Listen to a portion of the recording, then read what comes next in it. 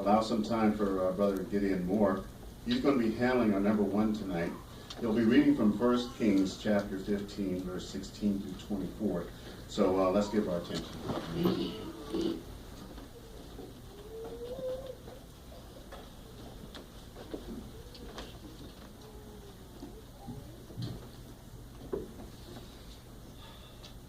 There was constant warfare between Asa and Baasha, the king of Israel. So King Baasha of Israel came up against Judah and began to build up Ramah to prevent anyone from going in or out to King Asa of Judah.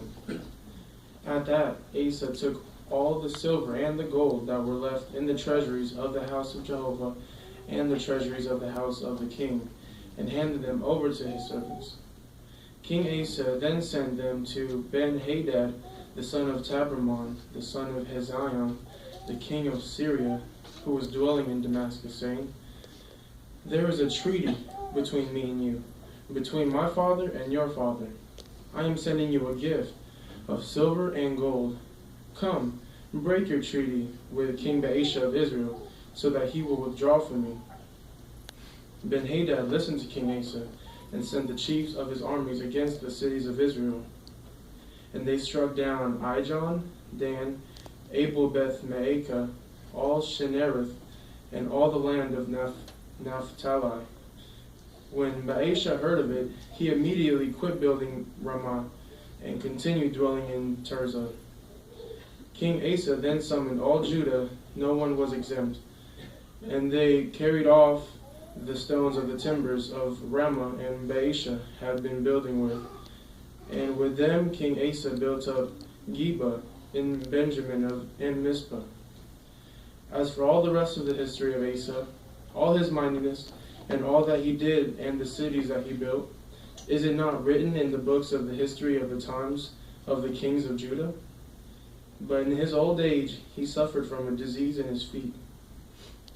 Then Asa was laid to rest with his forefathers, and was buried with them in the city of David his forefather. And his son Jehoshaphat became king in his place.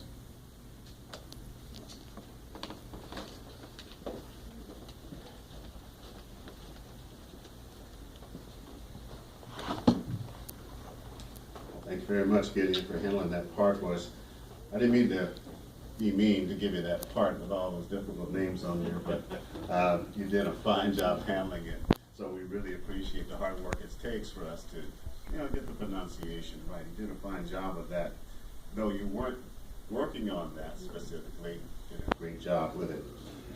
I also noticed that you were using an electronic device, and that adds another layer of complexity when you're giving a part or reading the Bible, because of the reflection against the lights here. So you can handle that real well. If I had to have assigned you the council point of naturalness, I think you did well with that. And actually I did. I just forgot to tell you the council point. So you did real good with that. And I really liked your ease of reading.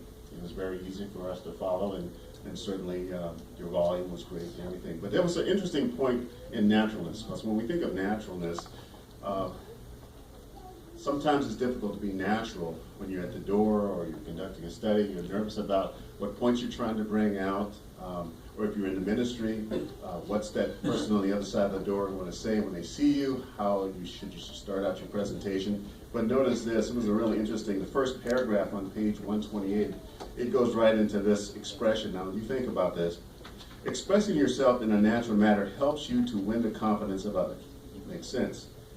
But interesting question it asks in the paragraph. It says, would you put your confidence in something said by someone who spoke to you from behind a mask? Would it make a difference? Would it make a difference if the face on the mask was more handsome than the one speaking than your own face? That's not to say you're not a good-looking young man, but what it's saying here is that it doesn't matter if you're not natural in your expression. So it's important for us to be natural. Try not to be so nervous. Take a deep breath and relax a little bit. It's important for us, because if we're nervous and we're awkward, the household is going to recognize that. And they may determine that maybe you don't know what you're talking about, or just don't have time for you. So you want to make sure have confidence and that you're relaxed. There's some other good points that I won't go into, but really is some good points to take note of this particular counsel point in your benefiting book. So take note of that. Now we're going to give our attention to Sister Davenport.